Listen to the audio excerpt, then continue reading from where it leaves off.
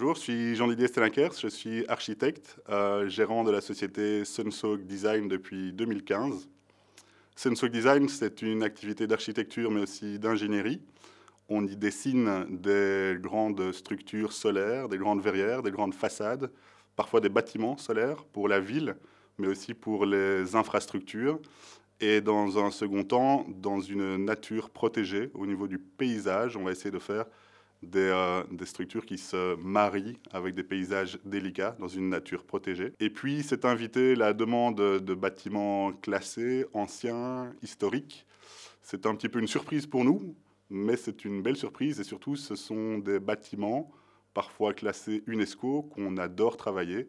Et c'est aujourd'hui une part assez substantielle de notre activité. Alors, la durabilité pour nous, c'est évidemment quelque chose de très important et surtout, j'ai un avis assez précis sur une question qui est d'inverser notre pensée actuelle, de passer du quel est le besoin à comment je le satisfais. On voudrait proposer quel est le gisement, quelle est la ressource à un endroit, à un moment précis, comment je la capte et comment je l'utilise. Ça, c'est le fondement de notre agence. C'est comme ça que la nature fonctionne en fait depuis toujours.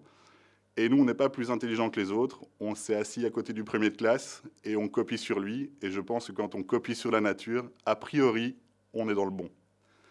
Alors comment est-ce qu'on l'applique dans notre activité? Ce qu'on produit avec le bureau d'architecture, ce sont des interventions beaucoup sur du patrimoine existant. Ce qu'on veut faire, nous, vraiment, c'est l'update de la ville actuelle. Quand on fait se marier ces technologies nouvelles avec le bâti existant, on arrive à des formes nouvelles. Surtout quand on parle de vieilles pierres, de bâtiments classés UNESCO, on arrive à des résultats qui, par contraste, sont assez saisissants. Et ce sont des formes qu'on doit pouvoir s'approprier. Je pense, moi, que ça va devenir une sorte de totem, de marquage temporel dans la ville, en tout cas dans sa partie visible, de l'époque actuelle. Alors, nous, on voudrait idéalement des interventions teintées de beaucoup de simplicité, parce que paradoxalement, le solaire, c'est quelque chose d'ultra simple, c'est pas technologique. Nos dessins sont assez sobres, assez immédiats, et je pense qu'à partir du moment où la sobriété deviendra très élégante, elle sera plus vecteur d'un sentiment de restriction, mais elle pourrait être vecteur d'un sentiment plutôt d'excitation et d'envie. C'est ce qu'on voudrait faire.